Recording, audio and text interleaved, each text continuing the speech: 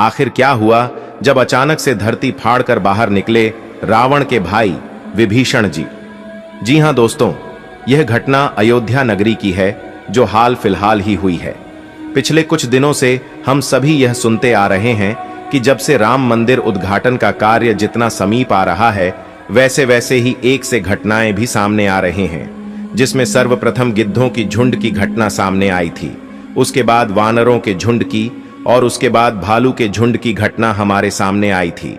परंतु अब जो घटना सामने आई है वह बहुत ही अविश्वसनीय है, क्योंकि 8 चिरंजीवियों में से एक चिरंजीवी रावण के सगे भाई विभीषण जी अयोध्या में प्रकट हो चुके हैं। इसके बाद लोगों के मन में शंकाएं पैदा हो रही हैं कि यह क्या हो रहा है और आखिर यह कैसे हुआ।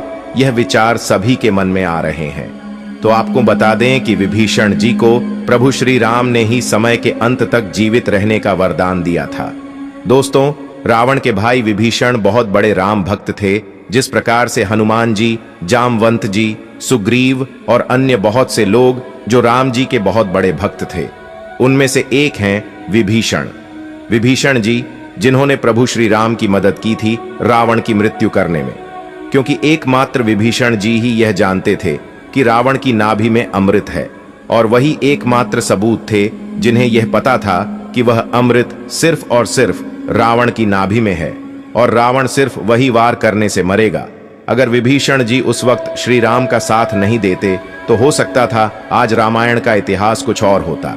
दोस्तों, महर्षि विश्रवा को असुर कन्या कैकसी के संयोग से 3 पुत्र हुए, जो कि रावण, कुंभकर्ण और विभीषण थे। विभीषण विश्रवा के सबसे छोटे पुत्र थे। विभीषण बचपन से ही धर्मपरायण और भगवान का भक्त था। विभीषण की पत्नी का नाम सरमा और उसकी बेटी का नाम त्रिजटा था। एक बार तीनों भाइयों ने बहुत दिनों तक कठोर तपस्या करके ब्रह्मा जी को प्रसन्न कर लिया। ब्रह्मा ने प्रकट होकर तीनों से वर मांगने के लिए कहा। रावण ने अपने महत्वाकांक्षी स्वभाव के अनुसार ब्रह्मा जी से त्रैलोक्य विजयी होने का वरदान मांगा। कुंभकर्ण ने इंद्रासन की जगह गलती से निंद्रासन मांग लिया, इसलिए वह वर्ष में बस 1 दिन के लिए ही जागता था। अंत में विभीषण ने उनसे भगवत भक्ति की याचना की। तपस्या से लौटने के बाद रावण ने अपने सौतेले भाई कुबेर से सोने की लंकापुरी को छीनकर उसे अपनी राजधानी बनाया और ब्रह्मा के वरदान के प्रभाव से त्रैलोक्य विजयी बना। विभीषण भी रावण के साथ लंका में रहने लगे। रावण ने जब सीता जी का हरण किया, तब विभीषण पराई स्त्री के हरण को महापाप बताते हुए सीता जी को श्री राम को लौटा देने की सलाह देकर हमेशा धर्म की शिक्षा देता था, लेकिन रावण उसकी एक नहीं सुनता था। अंत में रावण ने उसे लंका से निकाल दिया। दोस्तों, जब हनुमान जी सीता की खोज करते हुए लंका में आए, उन्होंने श्री राम नाम से अंकित विभीषण का घर देखा। घर के चारों ओर तुलसी के वृक्ष लगे हुए थे। सूर्योदय के पूर्व का समय था। उसी समय श्री राम नाम का स्मरण करते हुए विभीषण जी की निद्रा भंग हुई। राक्षसों के नगर में श्री राम भक्त को देखकर हनुमान जी को आश्चर्य हुआ। 2 राम भक्तों का परस्पर मिलन हुआ। हनुमान जी ने उनसे पता पूछकर अशोक वाटिका में माता सीता का दर्शन किया।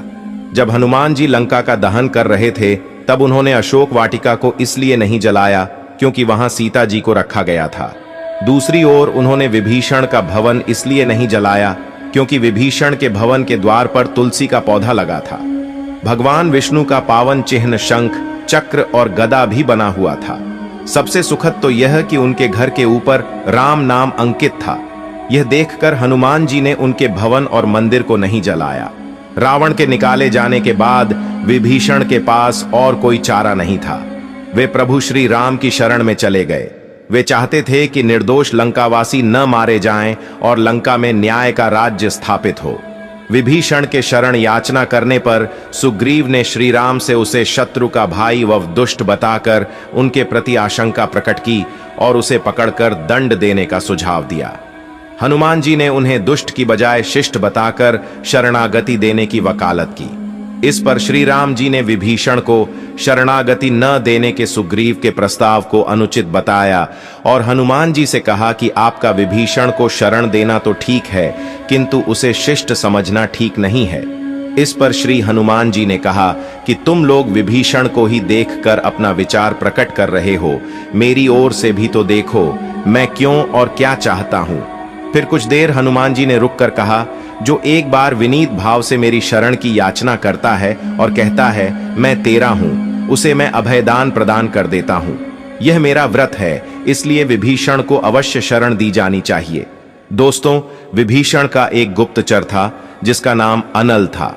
उसने पक्षी का रूप धारण कर लंका जाकर रावण की रक्षा व्यवस्था तथा सैन्य शक्ति का पता लगाया और इसकी सूचना भगवान श्री राम को दी थी।